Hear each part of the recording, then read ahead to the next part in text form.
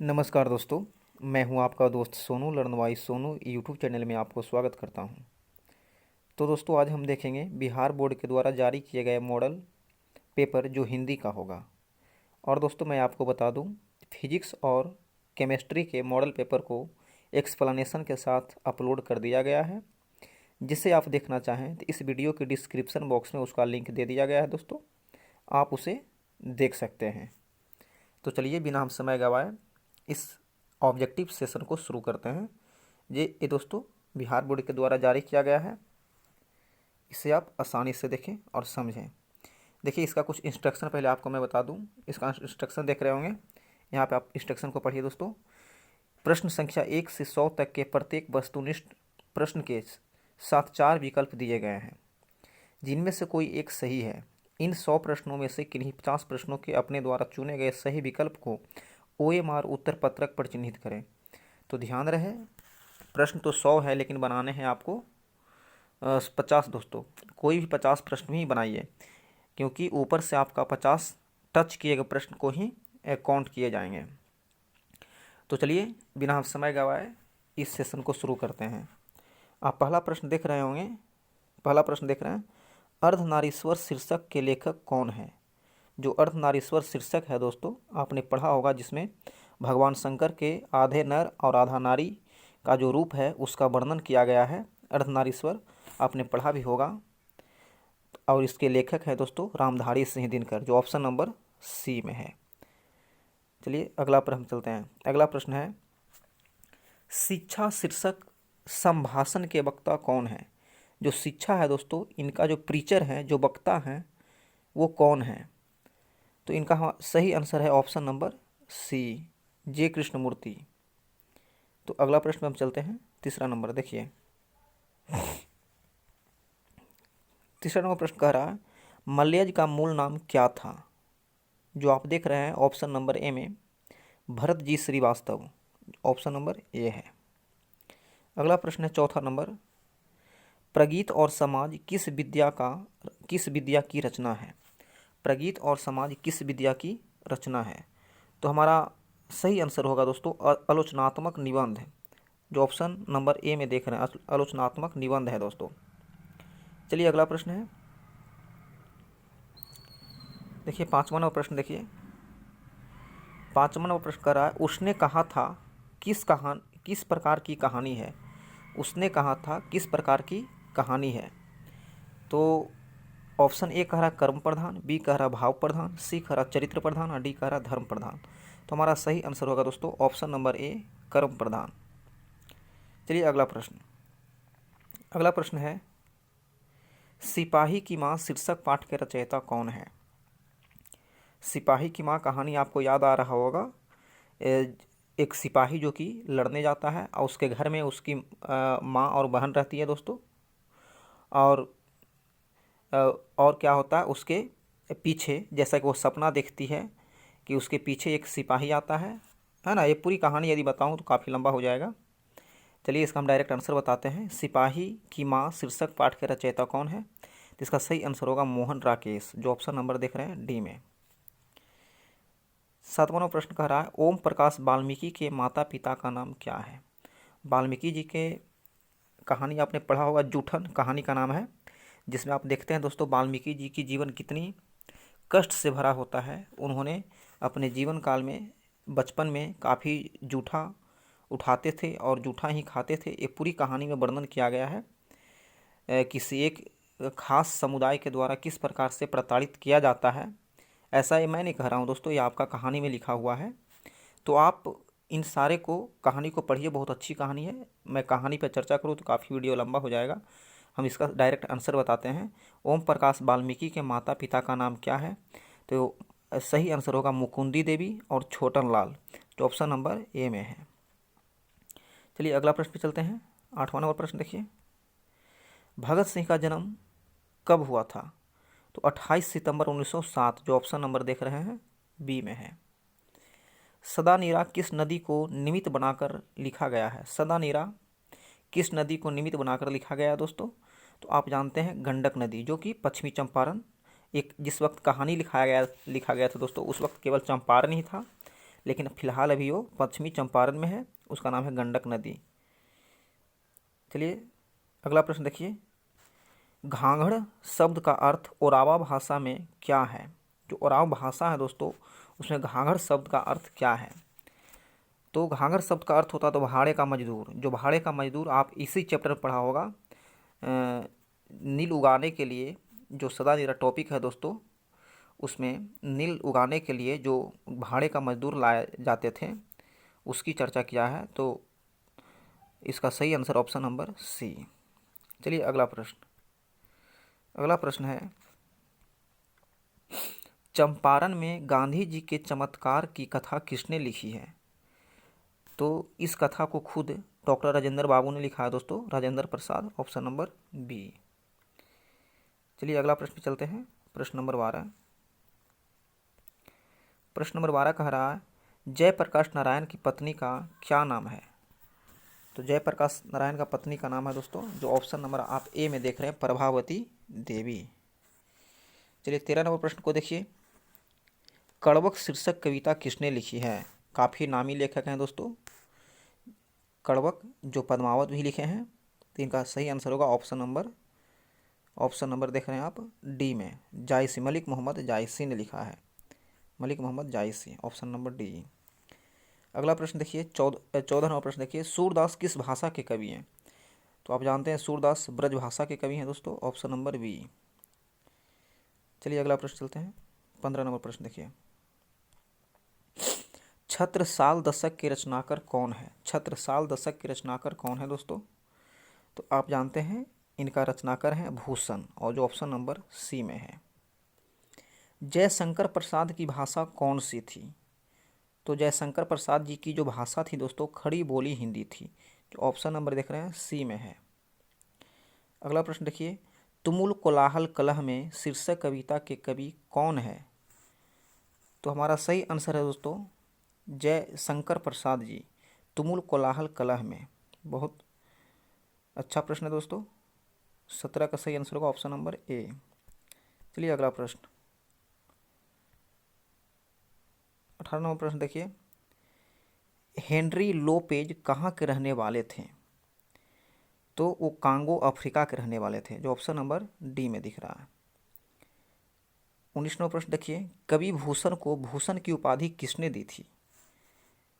तो वो राजा का नाम था दोस्तों, सॉरी, कवि भूषण को भूषण की उपाधि किसने दी? ठीक है, वो राजा का नाम था राजरुद्र शाह, जो ऑप्शन नंबर सी में है। अगला प्रश्न,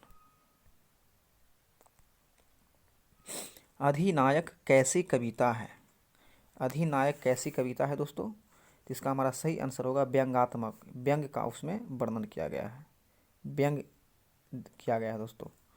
जूठन के हेडमास्टर का नाम क्या है? जूठन जो कहानी है दोस्तों, जूठन आपने पढ़ा होगा, काफ़ी अच्छा है, जिसमें हेडमास्टर काफ़ी इस टाइप के होते हैं दोस्तों कि वो लेखक को काफ़ी, वो जो वाल्मीकि जी लेखक हैं उन्हें काफ़ी प्रॉब्लम होता है, पढ़ने से काफ़ी मना किया जाता है, काफ़ी काम कराया जाता है। उसी जूठन कहानी की चर्चा कर रहा है दोस्तों। जूठन के हेडमास्टर का नाम क्या है? तो उनका नाम है कलीराम, जो काफ़ी खड़ूस होते हैं। चलिए अगला प्रश्न, जे कृष्णमूर्ति किस रूप में देखे जाते हैं? जे कृष्णमूर्ति किस रूप में देखे जाते हैं? तो देखिए हमारा सही आंसर होगा दूसरे बुध के रूप में, जो ऑप्शन नंबर सी में है। 23, नामवर सिंह किस पत्रिका के संपादक रहे हैं? नामवर सिंह किस पत्रिका के संपादक रहे हैं? तो ऑप्शन नंबर सी हो जाएगा आलोचना का। हिंदी साहित्य का सूर्य किसे कहा जाता है? हिंदी साहित्य का सूर्य किसे कहा जाता है दोस्तों? तो ये तो बहुत नामी है, आप जानते हैं इनके बारे में, वो है सूरदास जी। अगला प्रश्न देखिए, 25 नंबर प्रश्न, चांद का मुंह टेढ़ा है कविता संग्रह के रचयिता कौन है? तो आप जानते हैं गजानन माधव मुक्तिबोध, जो कि ऑप्शन नंबर ए में है। चलिए अगला प्रश्न चलते हैं। देखिए दोस्तों, अब ग्रामर का आ गया है, व्याकरण आ गया है। इत्यादि शब्द का संधि विच्छेद क्या होगा? तो आप जानते हैं दोस्तों इत्यादि का मतलब होता है इति जोड़ आदि, इत्यादि जो कि आप ध्यान दीजिए, जो कि ऑप्शन नंबर देख रहे हैं इतिज और आदि, ऑप्शन नंबर बी। अगला प्रश्न देखिए, अगला प्रश्न आप देख पा रहे होंगे, गायक शब्द का संधि विच्छेद क्या होगा? गय जोड़ अक, जो ऑप्शन नंबर बी में देख रहे हैं। अगला प्रश्न, परमार्थ शब्द का संधि विच्छेद क्या होगा? परम जोड़ अर्थ, परम जोड़ अर्थ, जो ऑप्शन नंबर आप ए में देख रहे हैं दोस्तों, परमार्थ। 29वां प्रश्न देखिए, विद्यार्थी शब्द का संधि विच्छेद क्या होता है? तो विद्या जोड़ अर्थी, विद्या जोड़ अर्थी, जो ऑप्शन नंबर आप देखिए, हाँ ऑप्शन नंबर बी, विद्या जोड़ अर्थी, जो ऑप्शन नंबर आप बी में देख रहे हैं दोस्तों, ध्यान दीजिए।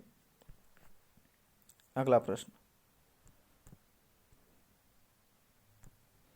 दुर्गम शब्द का विलोम होता है, दुर्गम शब्द का विलोम होता है दोस्तों सुगम, जो कि ऑप्शन नंबर बी में है। अनुकूल शब्द का विलोम होता है अनुकूल, अनुकूल जैसे धारा का अनुकूल मतलब धारा की दिशा में। उसी दोस्तों प्रतिकूल का मतलब होता है विपरीत, विरुद्ध। तो 31 का सही आंसर होगा ऑप्शन नंबर ए। अगला प्रश्न देखिए,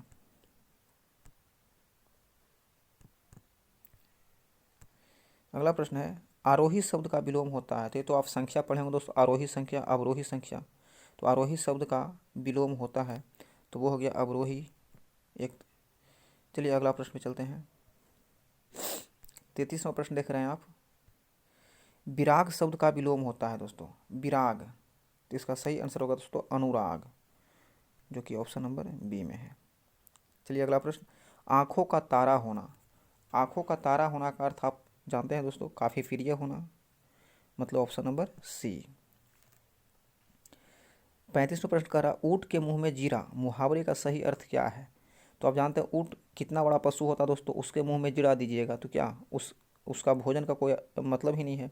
तो ऊँट के मुंह में जीरा का मतलब होता है अधिक खाने वाले को कम खुराक देना, जो ऑप्शन नंबर सी में देख रहे हैं। चलिए अगला प्रश्न देखते हैं, कान काटना मुहावरे का अर्थ क्या है? तो कान काटना का मतलब दोस्तों चतुर होना। बोलते हैं कभी कभी करे वो हमरो कान काट दिया, इसका मतलब ये होता है कि चतुर होना, ऑप्शन नंबर बी।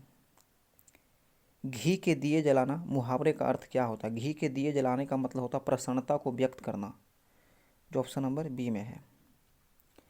नगर शब्द का विशेषण क्या है? नगर शब्द का विशेषण जानते हैं दोस्तों, नगर का नागरिक, जो कि 38 के बी में है, नागरिक। चलिए दोस्तों अगला,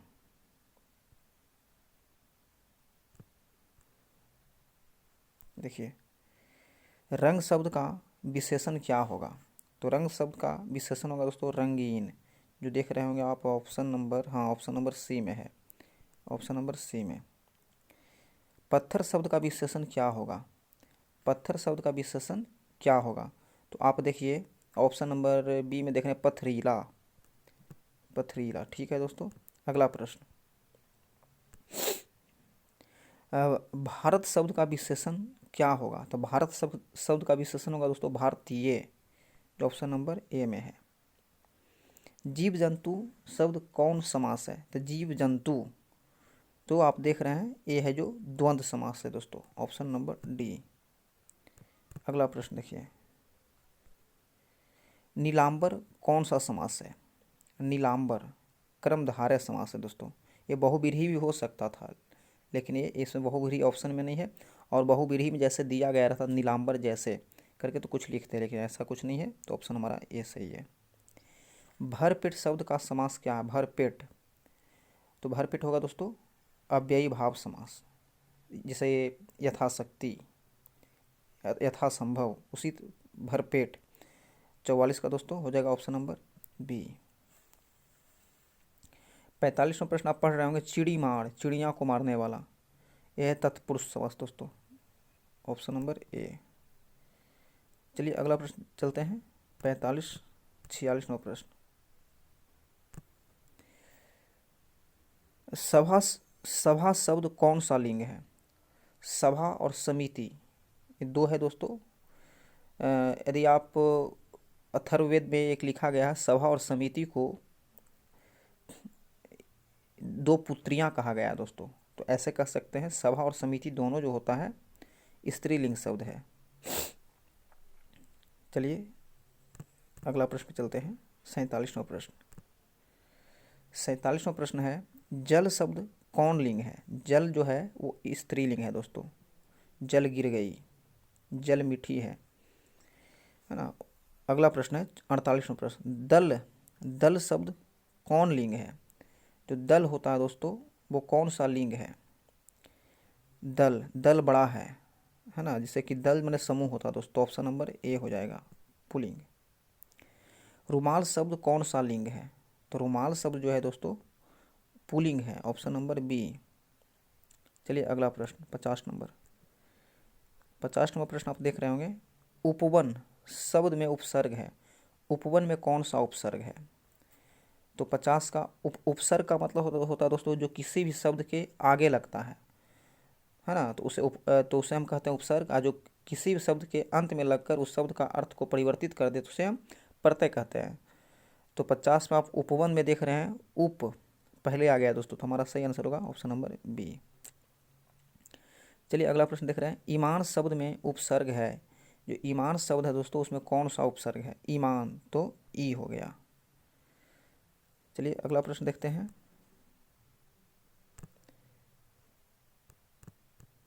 देखिए दोस्तों सुकर्म शब्द में उपसर्ग है। सुकर्म माने सुंदर कर्म, तो इसमें हमारा सही आंसर हो जाएगा ऑप्शन नंबर ए सु। चलिए अगला प्रश्न देखिए। प्रकाशित शब्द में प्रत्यय है। अब प्रत्यय कहा रहा दोस्तों जो किसी शब्दांश के अर्थ में लगता हो और उसके अर्थ में परिवर्तित कर देता हो तो उसे हम प्रत्यय कहते हैं। तो आप देख रहे हैं प्रकाशित, जो देख रहे हैं इत, जो ऑप्शन नंबर ए में है दोस्तों। छोटी ई होना चाहिए दोस्तों, प्रकाशित है ना, तो हमारा ए आंसर सही होगा। 54 नंबर देखिए प्रश्न। पठनीय, पठनीय, पठनीय शब्द में प्रत्यय है। पठनीय, अनीय, जो ऑप्शन नंबर बी। पंकिल शब्द में प्रत्यय है। पंकिल शब्द में प्रत्यय कौन सा है दोस्तों? आप ध्यान दीजिए, पंकिल ईल प्रत्यय है दोस्तों, ऑप्शन नंबर डी में है। काल के कितने भेद हैं ये तो आप जानते हैं दोस्तों। काल टेंस है ना, पर वर्तमान काल, भूतकाल, भविष्यकाल। तो हमारा सही आंसर होगा ऑप्शन नंबर सी 3। चलिए अगला प्रश्न चलते हैं। 57वां प्रश्न देखिए। 57वां प्रश्न कह रहा है अर्थ के आधार पर संज्ञा के कितने भेद होते हैं? तो आप जानते हैं दोस्तों अर्थ के आधार पर संज्ञा के 5 भेद होते हैं। जातिवाचक संज्ञा, व्यक्तिवाचक संज्ञा, भाववाचक संज्ञा, समूहवाचक संज्ञा, और एक होता है ना जातिवाचक संज्ञा, व्यक्तिवाचक संज्ञा, समूहवाचक संज्ञा, द्रव्यवाचक संज्ञा और भाववाचक संज्ञा। 5 होता है दोस्तों, ऑप्शन नंबर ए। 58 हमेशा रहने वाला, हमेशा रहने वाला का एक शब्द क्या होता है दोस्तों? जो हमेशा रहता है उसे शाश्वत कहते हैं। इससे हमारा धर्म शाश्वत है दोस्तों, जो हमेशा रहा है, प्राचीन काल से ही आते जा रहा है। ऑप्शन हो जाएगा ए। जो सब कुछ जानता हो उसे एक शब्द दे। जो सब कुछ जानता हो, सर्वज्ञ है, जैसे ईश्वर सर्वज्ञ है दोस्तों, सब कुछ जानता है। Option number B. 60 नंबर प्रश्न देखिए। ईश्वर पर विश्वास रखने वाला का एक शब्द क्या होगा? जो ईश्वर पर विश्वास रखता है दोस्तों उसे आस्तिक कहते हैं। जो विश्वास नहीं रखता है उसे नास्तिक कहते हैं। तो हमारा आंसर होगा बी। ईश्वर पर विश्वास रखने वाला का एक शब्द क्या होगा? आस्तिक। चलिए अगला प्रश्न पे चलते हैं। बाल कृष्ण भट्ट की रचना बातचीत साहित्य की कौन विद्या है? तो हमारा सही आंसर होगा दोस्तों जो बाल कृष्ण भट्ट जी जो बातचीत लिखे हैं कि बातचीत कितना महत्वपूर्ण होता है, वो हमारा है ललित निबंध है। ऑप्शन नंबर बी डी में है, ललित निबंध। चलिए अगला प्रश्न। जयप्रकाश नारायण को कौन सा पुरस्कार मिला था? तो आप जानते हैं दोस्तों जयप्रकाश नारायण को भारत रत्न दिया गया था दोस्तों। तो हमारा सही आंसर होगा ऑप्शन नंबर डी। दिनकर को किस गद्य पुस्तक पर साहित्य अकादमी पुरस्कार मिला था? तो संस्कृति के 4 अध्याय, तो ऑप्शन नंबर ए में है। चलिए अगला प्रश्न देखिए। 3 बज गए, 4 बज गए, 11 बज गए किस पाठ की पंक्ति है? आपने पढ़ा होगा तो बहुत अच्छा लगा होगा। रोज़ जो पाठ है दोस्तों उसी का ये पंक्ति है, 3 बज गए, 4 बज गए, इस टाइप का। चलिए अगला प्रश्न।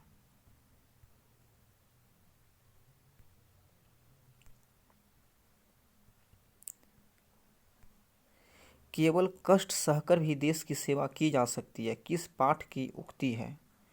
तो हमारा वो जो पाठ है दोस्तों, एक लेख और एक पत्र है, जो ऑप्शन नंबर आप सी में देख रहे हैं। चलिए अगला प्रश्न। परंपराशील नाट्य किसने लिखा है? परंपराशील नाट्य किसने लिखा है? तो वो है जगदीश चंद्र माथुर, ऑप्शन नंबर ए में है। चलिए 67 नंबर प्रश्न देखिए दोस्तों। मोहन राकेश का जन्म कब हुआ था? तो आप जानते हैं 1925 ईस्वी में, जो ऑप्शन नंबर आप सी में देख रहे हैं। दूसरी परंपरा की खोज पुस्तक के रचनाकार कौन है? तो हमारा सही आंसर होगा दोस्तों option number A, Namvar Singh. अगला प्रश्न देखिए 69 नंबर प्रश्न।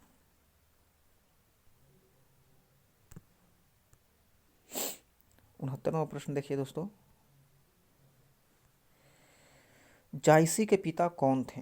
तो जायसी के पिताजी का नाम क्या था दोस्तों? आप जानते हैं कि वो थे मलिक शेख ममरेज, जो ऑप्शन नंबर ए में देख रहे हैं। आखिरी कलाम के रचयिता कौन है? तो आखिरी कलाम के रचयिता हैं, जो देख रहे हैं, ध्यान दीजिए, ऑप्शन नंबर सी में मलिक मोहम्मद जायसी जी हैं। सूरदास के दीक्षा गुरु कौन थे? सूरदास के दीक्षा गुरु कौन थे? तो आपको याद होगा महाप्रभु वल्लभाचार्य, जो ऑप्शन नंबर सी में है। चलिए अगला प्रश्न में चलते हैं। तुलसीदास ने घर का परित्याग किस कारणवश किया था? तो आपको पता है दोस्तों, तुलसीदास अपने पत्नी से बहुत प्रेम करते थे, लेकिन पत्नी के किसी फटकार की वजह से ही वो घर को त्याग दिए थे। तो हमारा ऑप्शन नंबर बी होगा, जो ऑप्शन नंबर आप देख रहे हैं, बी। चलिए अगला प्रश्न चलते हैं। भक्ति विमुख जे धर्म सो सब अधर्म करी गए, किस कवि ने कहा है? आप ध्यान दिए होंगे कि ये जो है कबीरदास जी के समकालीन जितने भी घटनाएं हुआ था दोस्तों, उनके बारे में लिखे हैं, वो है नाभादास जी। उन्होंने ही लिख रहे थे कि भक्ति विमुख जे धर्म सो सब अधर्म करी गए, किस कवि ने कहा? तो हैं हमारे नाभादास जी, ऑप्शन नंबर सी में है। देखिए दोस्तों 74 नंबर प्रश्न देख रहे होंगे। भूषण की भाषा कौन थी? भूषण की भाषा कौन थी दोस्तों? तो भोजपुरी थी, ऑप्शन नंबर बी। चंद्रगुप्त नाटक के रचनाकार चंद्रगुप्त नाटक के नाटककार कौन है? तो हमारा सही आंसर होगा जयशंकर प्रसाद, जो ऑप्शन नंबर आप देखिए ए में है, ऑप्शन नंबर ए में है। चलिए अगला प्रश्न। किसकी रचना है आज दिशाएं भी हंसती है उलास विश्व पर छाया, मेरा खोया हुआ खिलौना अब तक मेरे पास न आया। ये बहुत अच्छा कविता है दोस्तों। एक तरह का इसमें पुत्र वियोग को दर्शाया गया है कि आज दिशाएं भी हंसती है उलास विश्व पर छाया, मेरा खोया हुआ खिलौना अब तक मेरे पास ना आया। वो लिखी है सुभद्रा कुमारी जी, सुभद्रा कुमारी चौहान, जो ऑप्शन नंबर आप देख रहे हैं ऑप्शन नंबर सी में है। चलिए अगला प्रश्न। निम्न में से गजानन माधव मुक्तिबोध की रचना कौन है? तो आप देख रहे हैं जन जन का चेहरा एक, जो कि ऑप्शन नंबर बी में है। चलिए अगला प्रश्न पे चलते हैं। अगला प्रश्न है दूध शब्द कौन संज्ञा है? आप जानते हैं दूध जो है एक द्रववाचक संज्ञा है, material noun, option number c में है। मित्रता शब्द कौन संज्ञा है? मित्रता, मित्रता है दोस्तों, केवल अनुभव कर सकते हैं, उसे हम देख नहीं सकते हैं कि मित्रता की गहराई क्या है, वो कोई दिखता नहीं, वो इसलिए भाववाचक संज्ञा है दोस्तों, वो हमारा भाववाचक संज्ञा होगा, ऑप्शन नंबर बी। सभा शब्द कौन सी संज्ञा? सभा का मतलब होता है एक ग्रुप, ग्रुप का मतलब समूहवाचक संज्ञा, ऑप्शन नंबर ए हो जाएगा। चलिए अगला प्रश्न पे चलते हैं। अगला प्रश्न है फरवरी शब्द कौन संज्ञा है? तो फरवरी कहने का मतलब होता है दोस्तों एक पार्टिकुलर मंथ का नाम है फरवरी। महीना जो होता है दोस्तों जातिवाचक संज्ञा, लेकिन जब फिक्स हो जाए फरवरी जनवरी तो हो जाता है व्यक्तिवाचक संज्ञा।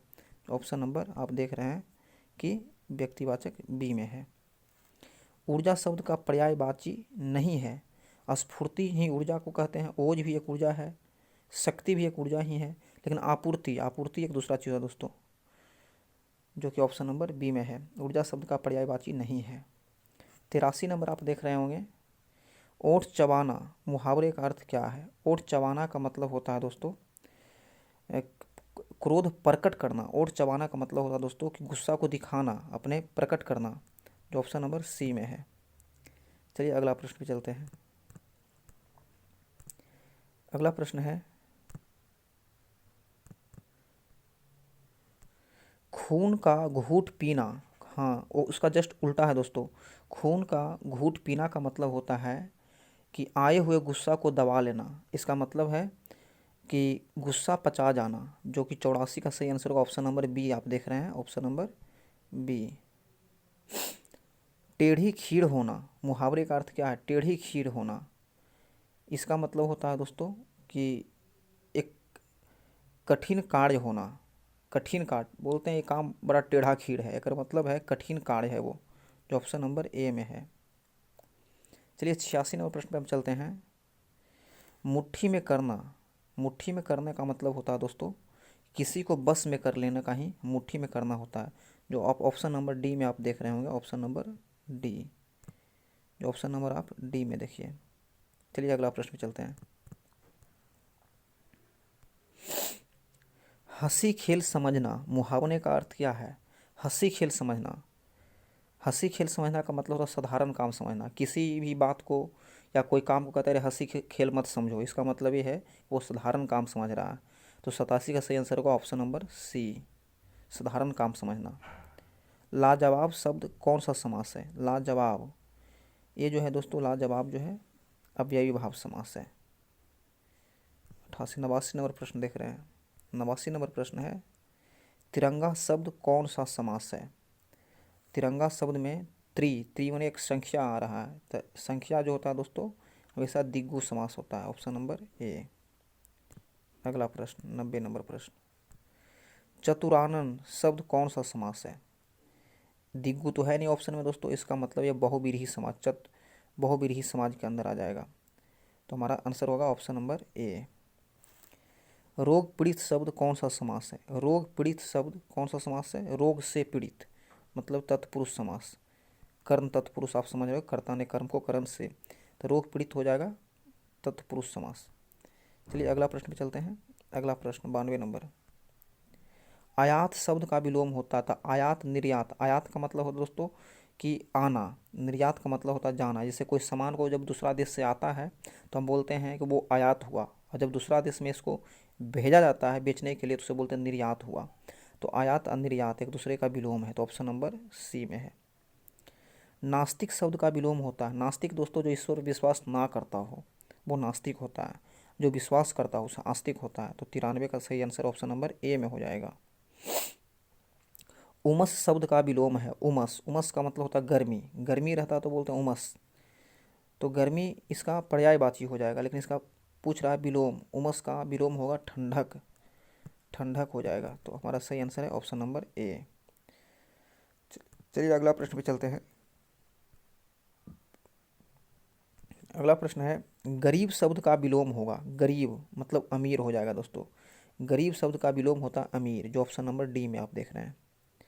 जिसके सिर पर चंद्रमा है का एक शब्द क्या होगा? तो चंद्रशेखर, हमारा सही आंसर होगा दोस्तों ऑप्शन नंबर ए। जिनके शिखर पर चंद्रमा है, चंद्रशेखर। जिसके हाथ में चक्र है, ध्यान दीजिए दोस्तों,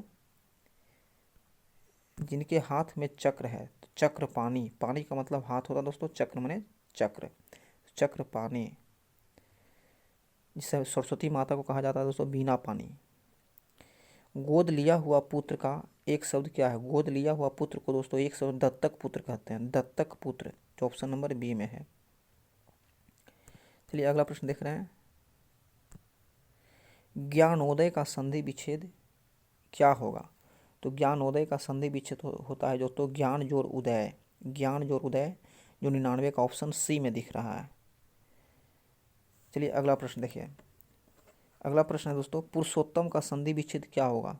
तो पुरुष जोड़ उत्तम, जो पुरुषों में उत्तम होते हैं दोस्तों, पुरुष जोड़ उत्तम, जो कि पुरुष जोड़ उत्तम ऑप्शन ए में आप देख रहे हैं, पुरुष जोड़ उत्तम, ये हमारा सही आंसर होगा दोस्तों।